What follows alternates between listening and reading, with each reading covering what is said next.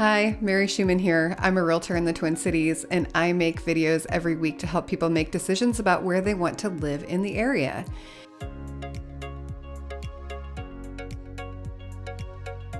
Before I start, I have a question for anyone watching. What is the most important thing for you when you're choosing where to live? I'm really interested. I would love it if you dropped a comment down below with your answer. I'm curious about what things people think are the most important things when they're looking. This week I'm adding to my small town series with a favorite small town of mine. It's called Northfield, Minnesota.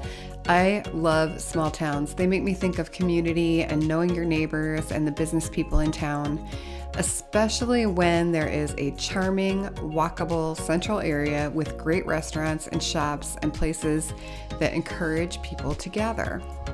Northfield has this in spades. Let's take a look at some of the things that make Northfield a special place and one that may be worth considering if you want to live outside of the main metro area. Small towns are amazing when they're home to a college, or in this case, two colleges. Having students and academic institutions around do a lot for small town life. It brings the energy of youth, the cultural pursuits of the college, and it also pumps the local economy full of money spent by students or their parents and teachers and staff that work at the colleges. Northfield, Minnesota is home to St. Olaf College with approximately 3,000 students, as well as Carleton College with approximately 2,000 students. Both of these colleges are private liberal arts schools that were founded in the 1800s. You'll find Northfield on the banks of the Cannon River, and the downtown area centers itself on that feature.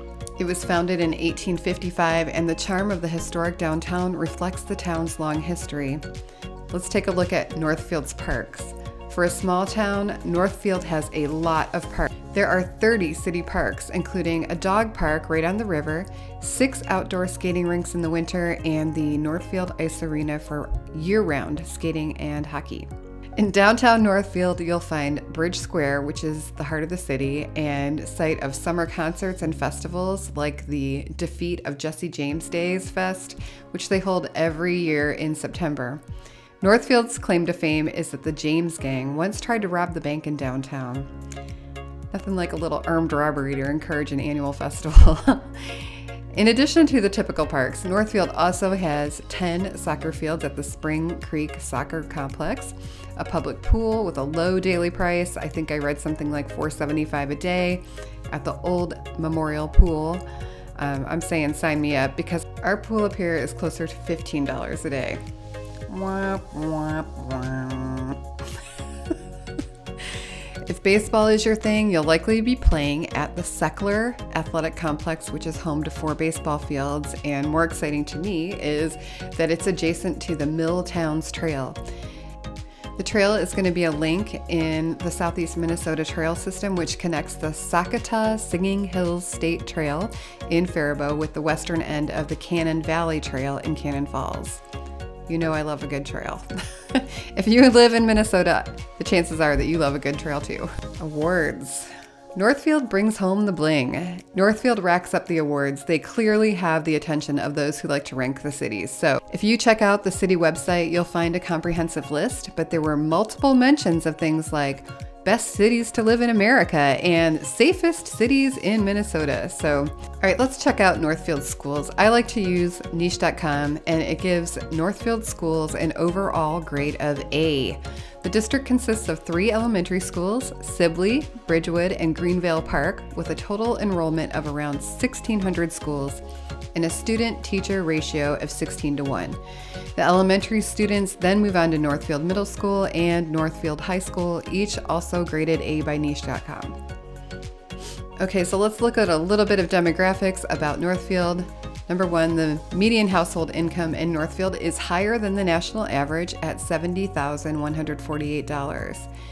The population of Northfield is a nice, manageable 20,000 people, and 67% of residents are homeowners.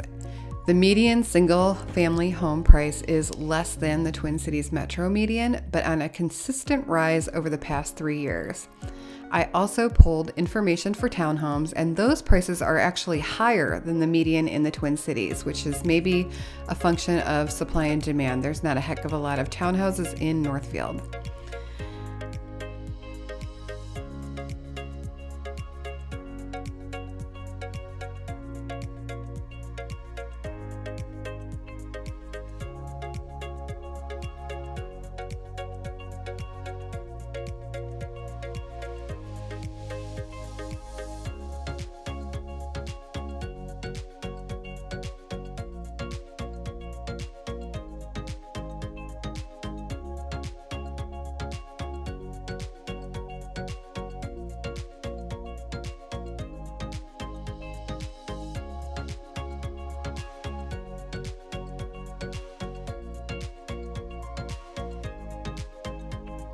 You know I love libraries. The Northfield Library is right in the heart of downtown. It is in yet another historic looking building, but the interior is thoroughly bright and modern.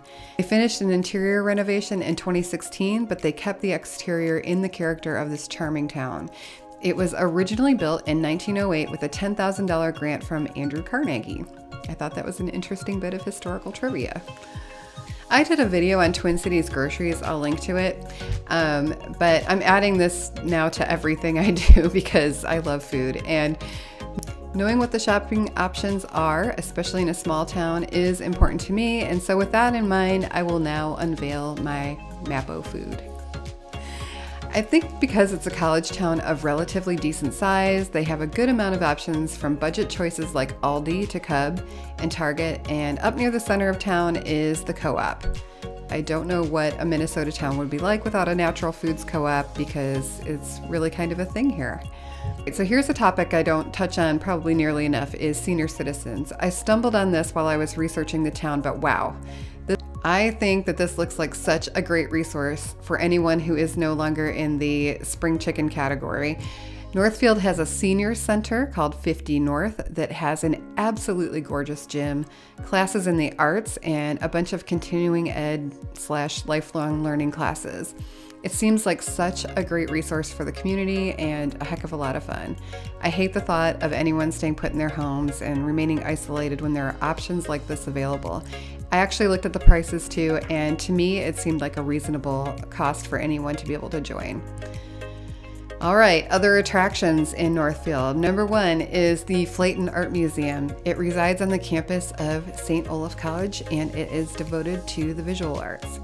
Number 2 is the Cowling Arboretum. It's part of Carleton College. It's an 800-acre piece of property that is open dawn to dusk daily to enjoy the outdoors. They also have trails for cross-country skiing in winter. Number 3 is the Groceries Observatory on the campus of Carleton College. So if you're interested in seeing stars and planets, cosmic events, it's a beautiful old building, and in normal, non-COVID times, the Groceries offers open houses for people to come in and take a look. So I'm looking forward to having that option again soon. I think that's it. Northfield has a lot going on for it for a town this size. I started these profiles thinking it would be short and sweet, and I end up finding out more and more as I look. So it's great for me because now I feel like I have a good bit of knowledge about places around the Twin Cities that I love for me, but I also really love that it helps me help other people who are trying to figure out where they want to live. I hope you'll stop back here next week. Thanks for watching.